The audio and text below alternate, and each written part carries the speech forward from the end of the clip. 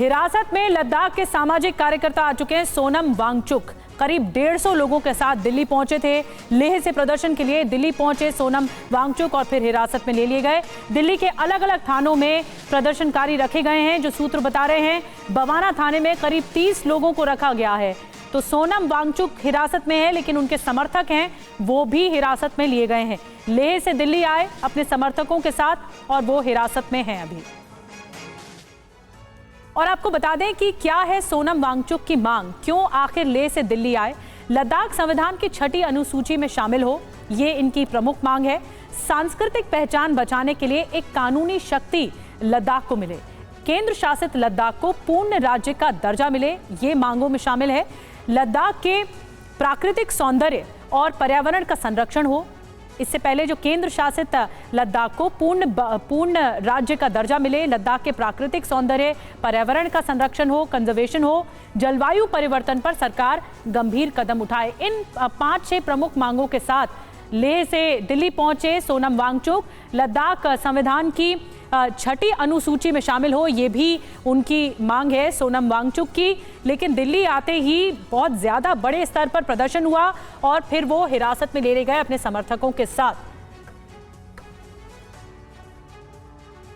और अब हम आपको 2 तस्वीरें दिखाने जा रहे हैं, कैसे अपने समर्थकों के साथ सोनम वांगचुक दिल्ली पहुंचे और सिंघू बॉर्डर पर खास करके प्रदर्शनकारियों को हिरासत में लिया गया। सिंघू बॉर्डर पर काफी ज्यादा हंगामेदार स्थिति रही। पुलिस ने कंट्रोल कराने की कोशिश की क्योंकि बहुत सारे लोग एक साथ सोनम वांगचुक के साथ आ गए और फिर उसके बाद यहीं से ही हिरासत में लिए गए सोनम वांगचुक, जो कि लद्दाख से लेह लद्दाख से सामाजिक कार्यकर्ता हैं। सोनम वांगचुक और बड़ी मांगे लेकर दिल्ली पहुंचे हैं और उसके बाद दिल्ली पहुंचने के बाद इन्हें हिरासत में ले लिया गया।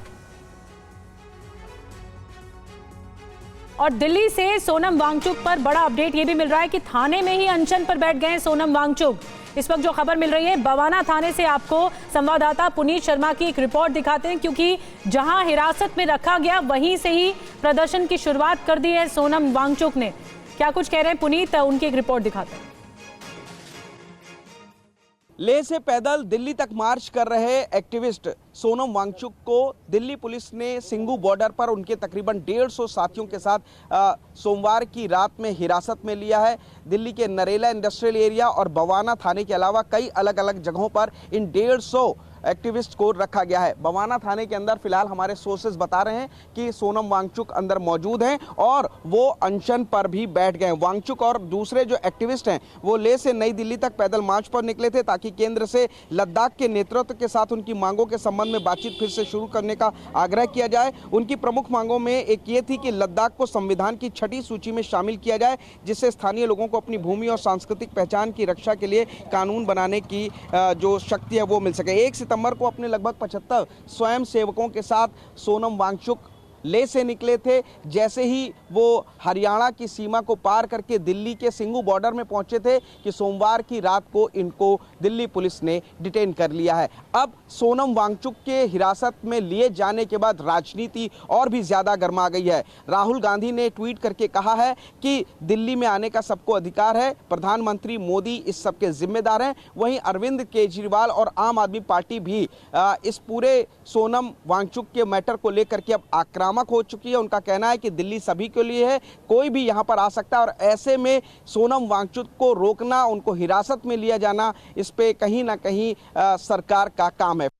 अप्रोक्सीमेटली 200 हमारे जो स्टूडेंट्स मैक्सिमम और ये दिल्ली पुलिस की वहाँ लेडीज और जेंट्स को मिला के इन्होंने एक जगह डिटेन किया गया, जो कि बहुत शर्म की बात है।